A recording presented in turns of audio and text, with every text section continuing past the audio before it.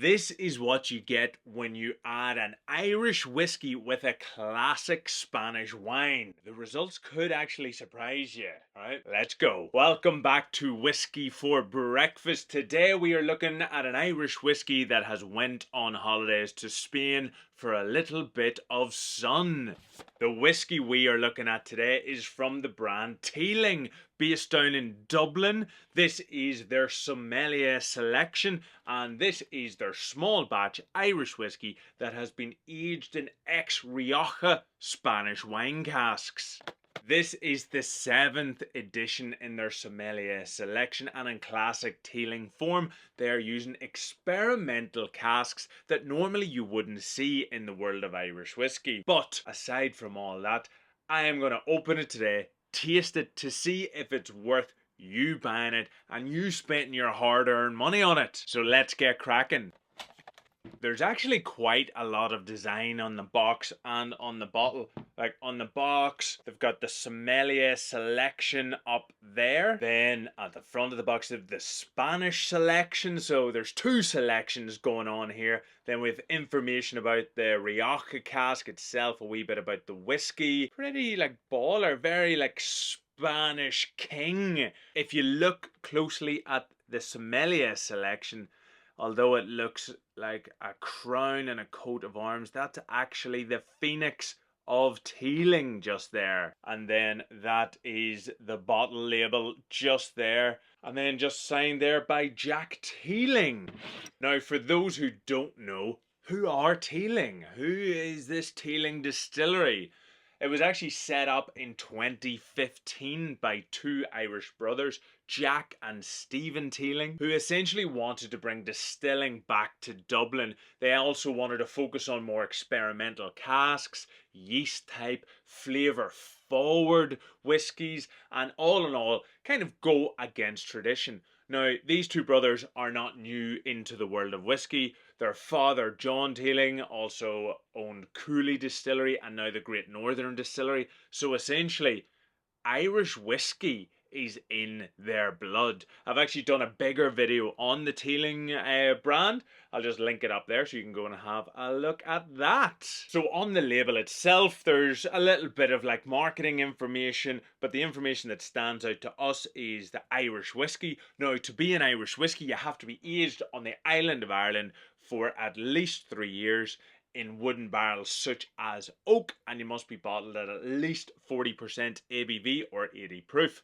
Now, this ticks all of those boxes already, as this comes in at 46% or 92 proof. It's a product of Ireland, and it has also been finished off in that Rioja wine cask. But what we do know about this whiskey itself is this is the Teeling small batch blend that has went into this bottle. So the foundation of this whiskey is that Teeling small batch, which is one of the most popular whiskies in the Teeling range, and it is a blended whiskey, so it's got malt and grain blended together, aged in ex-bourbon casks before being moved to Central American rum casks. It usually comes in at 46%, so that would make sense why this is the same. This is also non-chill filtered. Non-chill filtration is when the fatty acids are kept inside the whiskey. Essentially, the reason that you might take those out is if you're selling in a really cold country, they can come out of solution and it looks like somebody sneezed in your whiskey. It's not very nice to look at. So that's good to know that all the fatty acids are still inside this bottle. So essentially that small batch is the canvas for this Rioja finish to play around with. And just before we pop this open, what is Rioja wine? So for those who don't know, it's one of the most famous Spanish wines. It's made in 3 different regions of Spain, and there's quite a few different grapes that can be used in Rioja, with the most common being Tempranillo. And what Rioja does is they age their whiskey in casks, which are American wood and French oak. So essentially, some of those cask flavors may complement each other, because in a lot of Riojas you get dark cherries, dark fruit, spices, you know. Then you get some coconut from the cask aging. Some of these are whiskey flavors, so they could complement each other very, very nicely. But red wine finishes and Rioja itself can be quite tannic at the end, so that could be a good or a bad thing in this whiskey. But anyway, let's get tasting. Now, this is a box fresh bottle of Teeling Rioja Sommelier Spanish Selection Edition. So you all know what I gotta do. I gotta rate that pop. Here, if you are loving this video, you're a legend. Thanks even for watching. What I just found on YouTube was that 90.4% of people who watch my videos aren't subscribers. Come on, folks. If you're one of them, hit subscribe. It helps so much to grow the channel. Go on, just hit it. You legend, yeah. Gurma hug it. Thank you very much. Anyway, back to the pop. So let's rate that pop. Ole! Oh, I didn't actually realize I spilled like a big glob of it on the table. Ooh, interesting. So on the nose, you definitely get that teeling element. You've got that young malt and that young grain.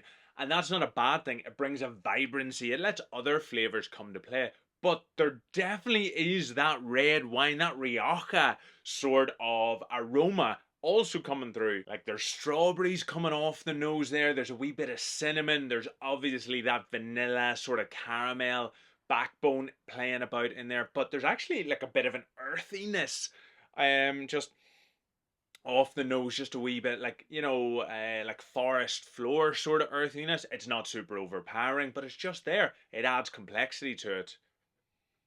I like it though. I think they're all very like interesting together. They're not aromas that you typically get in a lot of Irish whiskies. Let's give it a sip. First sip, it prickles along the tongue with those bacon spices, like a biscuity note. The grain is definitely there.